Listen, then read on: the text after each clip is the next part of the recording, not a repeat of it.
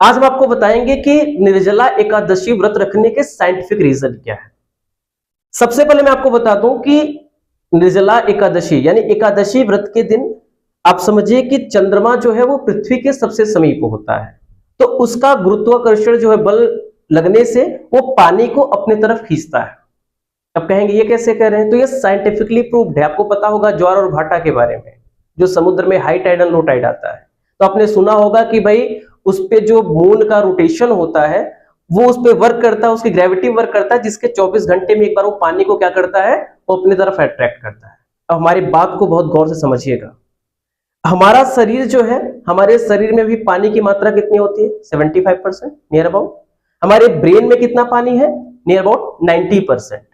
अब जितनी सैलिनिटी समुद्र के पानी की है, अप्रोक्सीमेटली उतनी ही सैलिनिटी हमारे ब्लड की भी होती है। अब आप समझिए कि अगर चंद्रमा समुद्र के पानी को अपनी तरफ अगर आकर्षित कर सकता है, तो क्या हमारे शरीर के वाटर को अपनी तरफ आकर्षित नहीं कर सकता है? हाँ, आज हमारे पास वो एब्सोल्यूट मेजरमेंट नहीं, कोई हमारे पास ऐसा पैरामीटर नहीं है जिससे हम ये इसका मापन कर पाए। और जिन चीज को हम माप नहीं सकते, जिस चीज के बारे में को पता नहीं होता, उसको हम लोग फर्जी मान लेते हैं, उसको हम ऐसे मान लेंगे वो बस एक कथा मात्र। लेकिन सच्चाई ये है कि अगर समुद्र के पानी पर चंद्रमा का गुरुत्वाकर्षण बल कर सकता है, तो क्या हमारे शरीर में जो वाटर अवेलेबल है उस पर वो बल नहीं, उस पर वो फोर्स उस पर नहीं लग सकता है? तो ये समझिए कि हमारा जो एस्ट्रोलॉजी है, जो हमारे यहाँ के ऋषि मुनि थे, उन चीजों ने क्या हमको बताया हुआ है। अब समझिए एकादशी व्रत रखने का कारण। तो एकादशी के दिन चंद्रमा सबसे नजदीक होता है पृथ्वी के। अब अगर हम लोग उस दिन खाना पीना खूब खाएं, खूब पानी पिए, तो क्या होगा कि हमारे शरीर पर उस दिन सबसे ज्यादा गुरुत्वाकर्षण बल लगता है, और इससे हमारे मन की चंचलता, देखिए चंद्रमा चंचलता का प्रतीक है, हमारे मन का कारक है, आपको पता होगा, हमारे एस्ट्रोलॉजी में बताया गया है। क्यों? क्योंकि 90% पानी हमारे दिमाग में है, तो जैसा उसका मूवमेंट होगा उस तरीके से हमारा दिमाग भी अस्थिर हो सकता है। तो इस दिन कम से कम अगर हम लोग पानी नहीं पिएंगे या खाना नहीं खाएंगे, हमारे शरीर में पानी की मात्रा कम होगी, तो इससे मून का जो रोटेशन होगा वो हमारे ऊपर कम कार्य कर पाएगा। समझिए बात को। इस वजह से जो है ये कहा गया है कि भाई हमें जो है व्रत रखना चाहिए निर्जला एकादशी के दिन। दूसरी चीज, अब आगे समझिए कि अगर हम खाना नहीं खाते हैं पूरे 24 घंटे, तो हमारे शरीर में जितने भी विषाक्त पदार्थ सब बाहर हो जाएंगे, पूरा शरीर हमारा क्या हो जाएगा, डिटॉक्सिफाई हो जाएगा। और जब हमारे शरीर में, जब हमारे मन में यानी कुछ ऐसे विषाक्त पदार्थ नहीं होंगे, हमारा पूरा मन भी स्थिर होगा और हमारा पूरा शरीर भी खाली, पेट भी खाली रहेगा, तो हमारा मन एकाग्रचित्त होगा।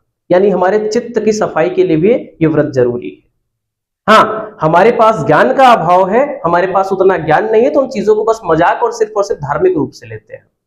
और सच्चाई ये है कि जितना ज्ञान हमारे यहाँ के ऋषि मुनियों में था, उतना ज्ञान आज के साइंटिस्ट में भी नहीं है। क्योंकि जितनी चीजों को आज ये खोज करते हैं या जितनी चीजों को आज ये बनाते हैं, उन सारी चीजों का जिक्र कहीं ना कहीं हमारे यहाँ पुरातन संस्कृति में दिया गया है।